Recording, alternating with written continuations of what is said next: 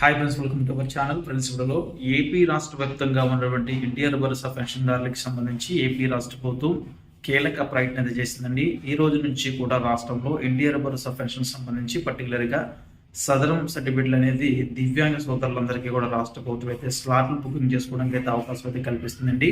అయితే ఈ స్లాట్లు బుకింగ్ టైంలో ఏ విధంగా మీరు స్లాట్లు బుక్ చేసుకోవాలని చెప్తాను. అదేవిధంగా ఈ స్లాట్లు ఎవరైతే బుక్ చేసుకుంటున్నారో, అదేవిధంగా సదరం సర్టిఫికెట్లు ఎవరైతే పొందాలనుకుంటున్నారో వీరికి సంబంధించి రాష్ట్ర ప్రభుత్వం ఒక గుడ్ న్యూస్ అయితే చెప్పిందండి. ఆ గుడ్ న్యూస్ ఏంటని కూడా చెప్తానండి.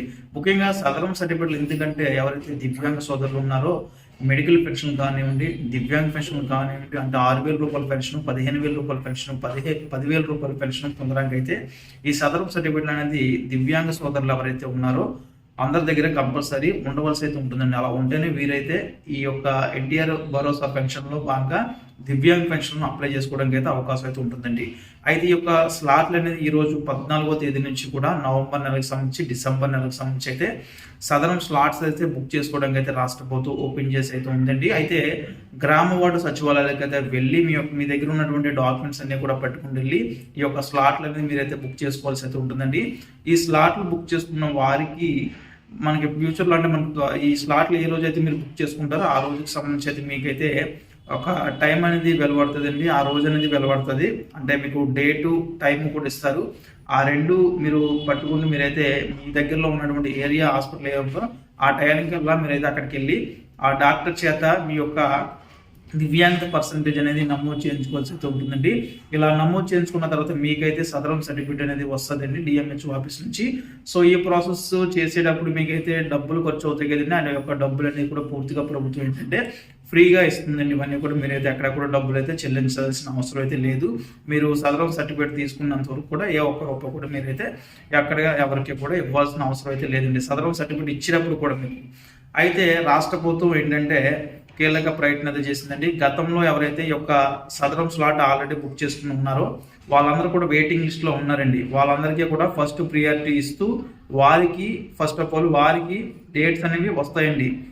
వారికి డేట్లు టైంలని వారికి వస్తాయండి ఫస్ట్.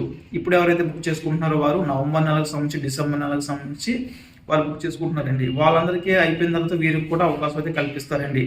వారికి ప్రియారిటీ అయితే ఇవ్వబోతున్నారండి. ఎందుకంటే వారు అప్లై చేసుకుని చాలా టైం అయితే అవుతుందండి. వారికి చాలా దాదాపు ఒక 10,000 దాకా ఉన్నట్టు చెప్తున్నారు. 10,000 మంది దాకా ఉన్నట్టు. వాళ్ళందరికీ కూడా ఫస్ట్ ఆఫ్ ఆల్ ఏంటంటే డేట్స్ అనేవి ఇస్తారండి. డే టు టైం అనేది వారికి అయితే ఇస్తారు. దాని తర్వాత ఇప్పుడు ఎవరైతే స్లాట్లు బుక్ చేసుకుని ఎవరైతే స్క్రీన్ టెస్ట్లు అటెండ్ అవుదాం అనుకుంటున్నారో వారికి సంబంధించి అయితే వస్తాయండి. మొత్తం మీద ఈ రకంగా రాష్ట్ర ప్రభుత్వం ఏంటంటే ఈ యొక్క సదరం స్లాట్కి సంబంధించి ఈ నెల 14 అంటే ఈ రోజు నుంచి కూడా స్టార్ట్ అవుతుంది. ఈ నెల అంతా కూడా మనకి స్లాట్లకు సంబంధించి వర్క్ అవుతుందండి. అదేవిధంగా ఇక నెక్స్ట్ డిసెంబర్ నెలకు సంబంధించి కూడా స్లాట్లు అయితే బుక్ చేసుకోవడానికి అవకాశం ఉందండి. నవంబర్ నెలకి డిసెంబర్ నెలకు సంబంధించి అయితే ఉందండి.